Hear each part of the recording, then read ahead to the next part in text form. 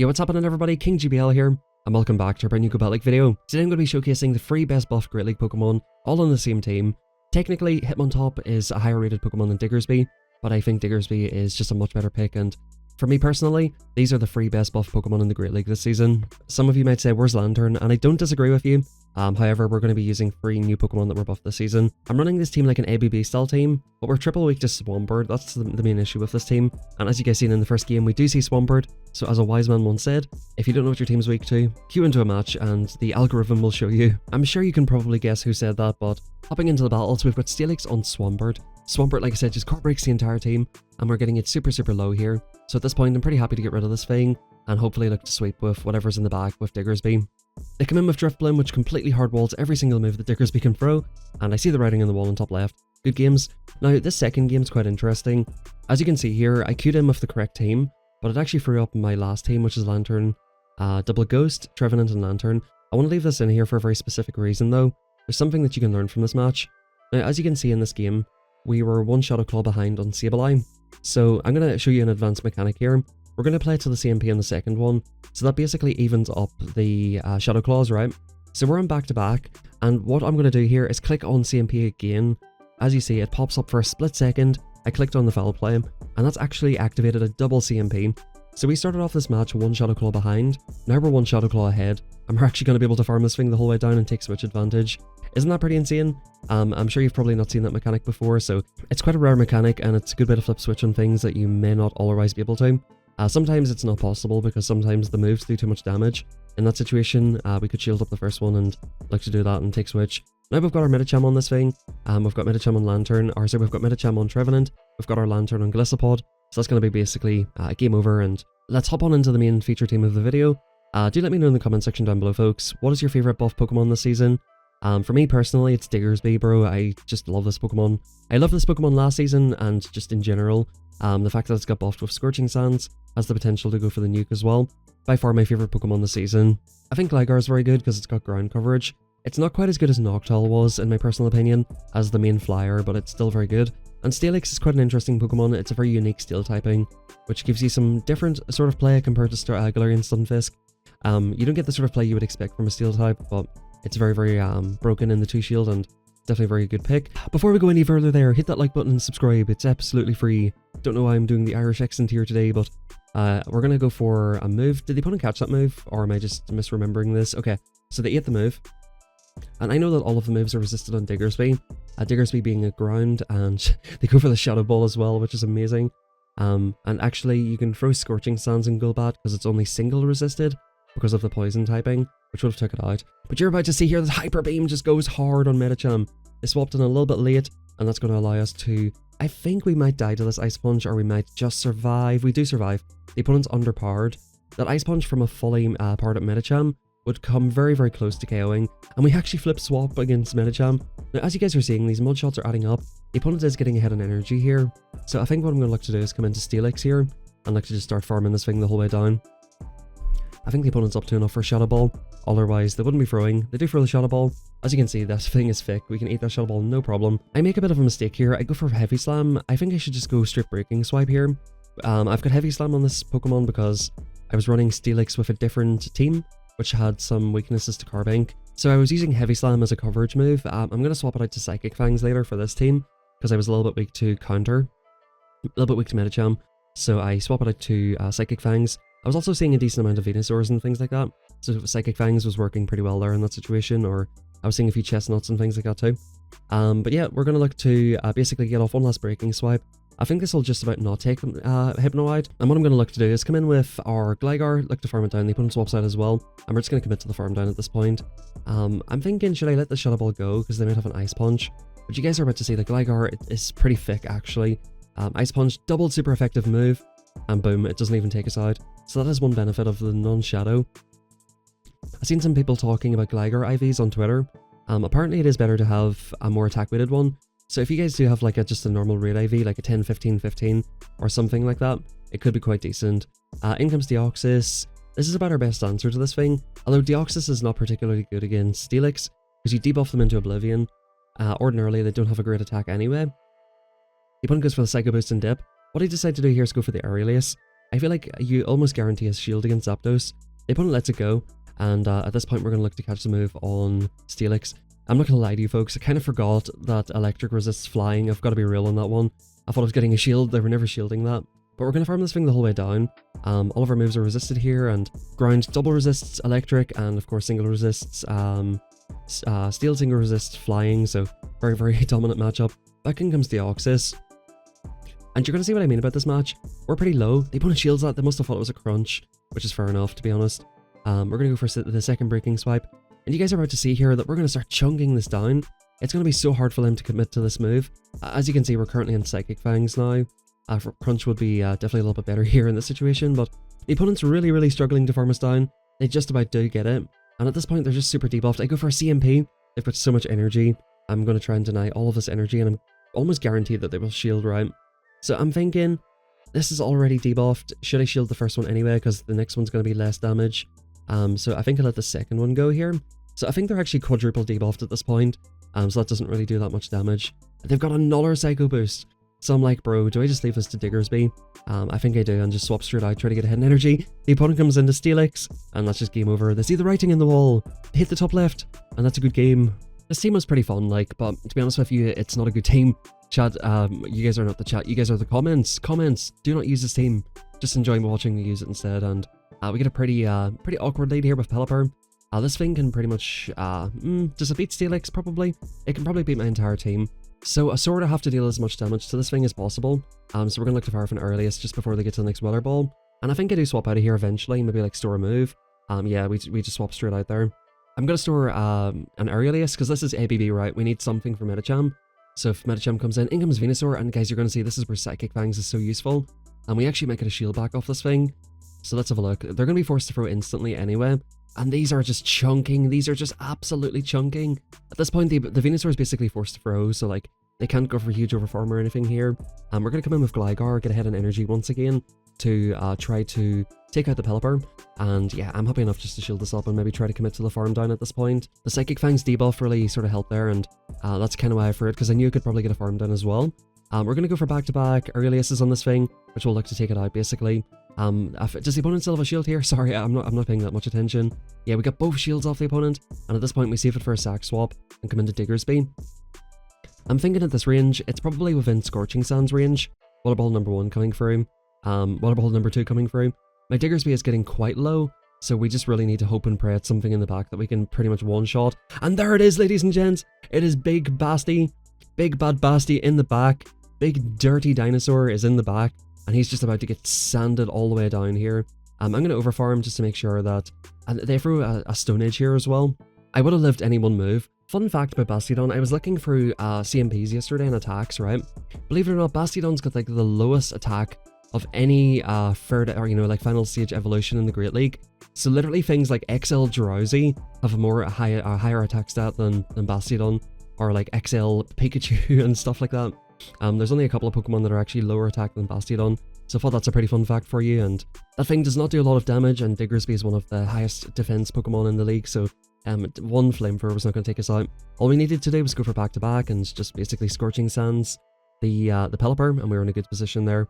So right here, I outpaced the first move, and I'm going to swap out to STEELIX, thinking they'll just insta-throw Psychic Fangs. We'll see what the throw here. Of course, everything is resisted, and I'm very happy with that. They come in with Sableye, and I'm just going to go for mad break-in swipes here. I'm not sure if it's like a super positive matchup for GLIGAR versus Sableye, but after you debuff it into Oblivion, it is pretty positive for anything to come into it, basically. You can take it out with Medicham at this point, whenever it's super debuffed. I'm going to throw in good timing here. We're being disciplined, even though the opponent may get to a move here soon. Trying to get as many moves off as possible. The opponent actually double shields their Sableye. Do we get off another move? We do get off another move. STEELIX is an absolute beast. It is an absolute beast. Look at it. Almost takes out the Sableye. And I actually just let them farm me down because I want to get a farm down here.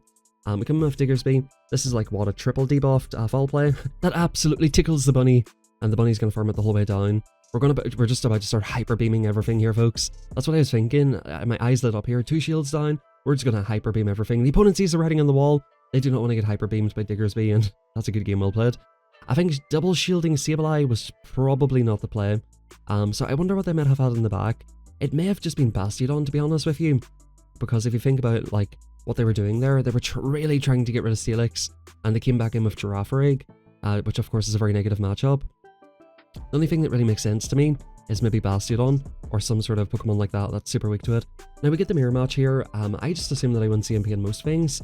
We do win CMP, and we're going to look to fire off the first move. I think I might have actually like misclicked these bubbles or something now, and maybe I'm thinking of a different game. But the opponent is probably going to look to catch a move here at some point.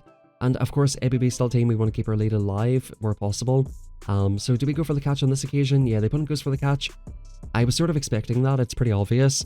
But I'm pretty happy with that nonetheless. I'm going to farm back up to the move because I know I win CMP on the other thing. And we're going to look to come into DIGGERSBY. DIGGERSBY is a very dominant matchup against Sableye, of course resisting Shadow Claws, and this return is not going to do that much. It gets us down like to almost 50%, but they can barely farm us into range. We're going to go for a Scorching Sands, going for an appropriate overcharge or overfarm. And oh, they just about do get to the move still, which is a little bit unfortunate, but that's absolutely fine. DIGGERSBY has got no problem eating another move, and let's see what the opponent comes back in with. We're in a good position here. We've got a ton of energy. I go for the Hyper Beam to force them to throw a move, which I think is the correct play. Aurelius coming through, it just about does take us out.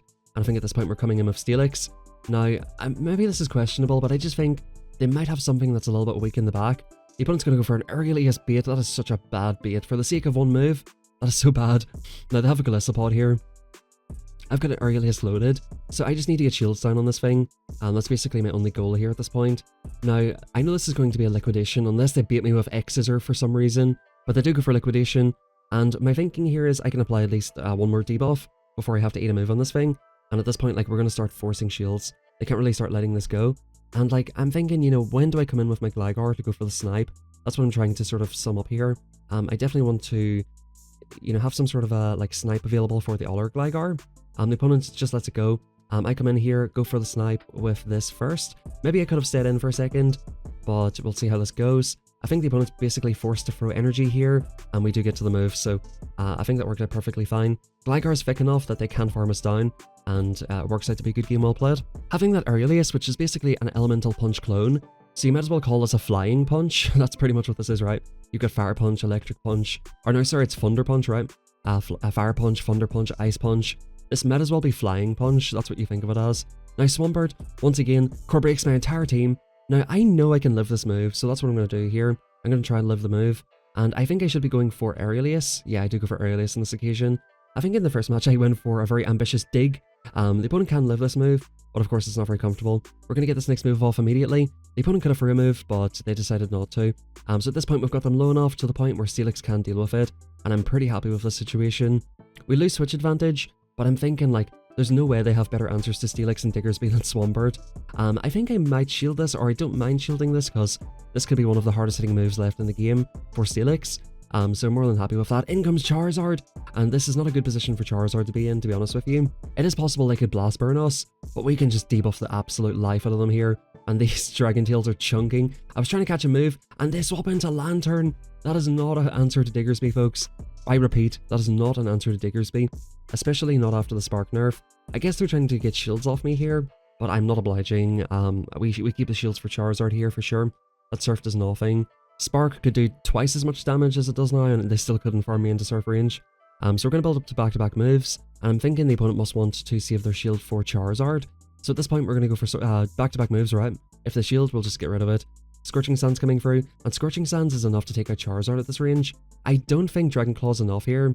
Our Scorching Sands will definitely come very close to taking out. And at this point, if they shield, I just swap straight into STEELIX and win the match anyway. Boom, the opponent shields it up. They get the attack drop as well to add insult to injury. We add pace to the breaking swipe, and that's going to be a good game well played. I think the opponent's win condition is me shielding DIGGERSBY, but like the Dragon Claw was never going to take out. And if they dump all of their energy, I'm perfectly fine with that. I think the opponent actually closed their app there for a second, so I'm sure they're not too happy about that one. Good games. And we go 4-1 with this meme team. But ladies and gents, we're not done there yet. We still have some more battles to get through. We've got another GLIGAR mirror match. Let's see what we decide to do this time. This is like, you know, slightly awkward because again, I do sort of need to get my GLIGAR alive for any potential Medichams or anything that would be weak, or, you know, of course, any counter users that are good against my backline. I do sort of need to keep GLIGAR alive. I do let the first one go. The opponent does not play into CMP. But once again, I more or less just assume I win CMP on most things because I've got a pretty high attack stat on this GLIGAR. We're going to fire this off. Let's see what the opponent wants to do. They shield it, and I'm happy enough to shield it as well. So we know that we win CMP. and I'm expecting this time for the opponent to go for the catch. So I think we might do actually a simultaneous swap here. We both bank the move and we both swap. They come into Gradient and I come into STEELIX. Now, I'm not sure which of these moves are better to throw, because of course I can debuff them and do more damage, or I can debuff their attack and they'll do less damage to me. I think I'm just going to debuff their attack, and I might actually go for a defense debuff as well. I just want the crunch is adding up too much. I think I'm going for Psychic Fangs the second time around, which should hopefully put it into farm down range. We'll see what we do here. We're going to throw after 1 for good timing. This is a 3-turn move, they've got a 2-turn move. 2 times 2 is 4, and 3 into 4 is the best timing you can go for. They do get the defense drop once again here, and yeah, this should be a pretty comfortable range for the farm down at this point. So we're taking switch advantage, and we're actually going to come out with a move for this thing. The opponent actually just goes for the insta swap. So at this point, I think I do shield this here, because it's going to be hard for them to farm me down. Once again, good timing here, throw after 1, because I may be able to get to 2 breaking swipes, which would guarantee the knockout. The opponent lets it go, and in comes this thing. Now the opponent swapped out, so they're locked into this matchup. Magnezone has just got absolutely no shot against DIGGERSBY. Absolutely no shot. In comes Golbat, okay, Purified Golbat, quite interesting. And back in comes another Gradient. Let me know if you guys, actually maybe Gradient is a good shout for one of the best buff Pokemon. But I do think that these 3 are probably the 3 best ones. Gradient, I think especially in Ultra League, with the Body Slam spam, and of course the Crunch, which will hit the Giratinas and all of the roaming ghost types in the Ultra League, I think it'll be very strong. I do think it'll somewhat struggle against the Swords of Justice though. The opponent does get the 30% chance. I think it's a 30% chance for the defense drop. A little bit unfortunate here. I think though we can still farm this the whole way down. This seems to be a very dominant matchup for STEELIX, despite the fact that they're doing super effective mud shots and they're super spammy. The thing is a little bit glassy in the Great League, and we're going to see what comes in here. In comes their own STEELIX, and I think my only real sort of choice here is to try to build up. I probably should have built up a little bit more, but I don't want them just to insta-take me out. They let it go. We're going to come into GLIGAR, because again, we have a strong answer to this thing, and I want to keep the STEELIX for a potential sacrifice, or for a potential, farm down on something later on. Now, surprisingly to me, the opponent did not swap straight out. I thought they would definitely swap straight out of this matchup here. I think generally this is a positive match for GLIGAR. Digs just really add up, but I guess the opponent's trying to apply as many debuffs as possible here. Maybe they're going to come in for a farm down. Can we get to another one in time? We do. And they come into Golbat. I anticipate the catch, and I hit the correct move, which is pretty nice here. We're going to get a nice little chip into this Golbat. Golbat is still a little bit tricky, and that was half the reason I kept my STEELIX alive. We go for the Psychic Fangs, which is super effective damage. I think the opponent's probably expecting a Breaking Swipe, but boom, that is no Breaking Swipe. And these are just absolutely chunking. At this point, this might, maybe, just maybe, be in range for the farm down. The opponent goes for the correct move. Oh yeah, we're just absolutely chunking this thing down. Now the unfortunate thing here is we're going to be permanently debuffed, but we're hoping DIGGERSBY up a shield can farm this the whole way down. The opponent does not get off another move, and we're hoping 2-to-1 shields we can take this matchup still. Now at this point I've got 2 shields, I've only got a STEELIX left, and I can basically one-shot it, so I've no reason not to shield here at this point. We're up to back-to-back moves. Even if they go for another Breaking Swipe or Psychic Fangs, that's perfectly fine by me. I'm not sure why the opponent's staying in here, because this is just over. This is just absolutely over. This is going to almost one-shot them, and I think the opponent is going to soon see the writing on the wall. Considering they're probably running Psychic Fangs Breaking Swipe, they should have probably top left it a while ago. So in this matchup we get a pretty positive lead. We're going to go for the Aerialius bait here. Lucky enough we do get the catch, we do not go for dig. The opponent's trying to catch all these digs on Noctowl. In the first match they caught one on Noctowl, and at this point I'm going to throw another move. I want to make it less obvious that I'm baiting, or I'm going to go for the catch, right? So I'm trying to catch. Yeah, the opponents are going for a nice overfarm here. I think if you just keep farming up, like, you literally don't throw a move and farm up to 7, it's so obvious that you're going to go for the catch. So I think if you stay in and throw some moves, it makes it less obvious. It makes them think, oh, they don't have an answer to this, let me throw a move. So yeah, that's unfortunate, but we're going to go for Breaking Swipe to take switch advantage, which will be perfectly fine for me here. I don't really... Actually, to be fair, Quagsire is fine for DIGGERSBY, but I would prefer, of course, to have my, my GLIGAR on it. Now we're going to apply a debuff before we leave. I was thinking here, this thing is like a little bit tricky for me, so I want to try to make sure that my wing attacks are adding up on it, and that it's going to be just very easy for GLIGAR to take it out. I go for the Insta for Andy in this move, because I just don't think they're tracking my energy at this point. I overfarmed and messed around with Noctowl, so they probably don't know what I'm on. They're probably not going to catch anything. And with the debuff, we want to get that damage through as quickly as possible here. We shield the Stone Edge, which would still be neutral damage. That's the really nice thing about this thing, bro. It literally is just really water that you have to watch out for, which is really, really nice, I think. In comes the Shadow Golbat, and the Shadow Golbat, if they've not heard about DIGGERSBY's new moveset, they're going to find out here very soon. and we're going to just absolutely one-shot them here with Hyper Beam. I'm going for the overfarm here as well, because what are they going to do? Throw a double resisted Shadow Ball. It chunks, but like it's not going to do anything to DIGGERSBY. And this will leave us in a position where we can basically look to shield once and go for the Scorching Sands on Quagsire. The opponent's fighting it out to the very bitter end here. I just let this go because I'm like, actually no, I shield this one because I'm like, bro, I'm just going to take this with DIGGERSBY. You CMP'd me, so I'm at the move. No reason not to just throw this here at this point. And good games. Guys, I did enjoy this team. I wouldn't recommend using it. You could go for a backline of STEELIX and DIGGERSBY, but you would want to use a flyer that's not weak to water. So perhaps Pelipper would be a good option on this team, or perhaps Noctowl is still very strong. Like, don't be fooled. Even though it's ranked 100, it's still very strong, and of course resists the Shadow Claws and everything. You're going to be seeing you're going to be seeing more Sableyes and things like that, because Noctowl is just less present. So the fact that you can take people by surprise with Noctowl is a pretty huge advantage with it. But yeah, in general, I think Pelipper is very strong this season. Mantine could work in that position as well.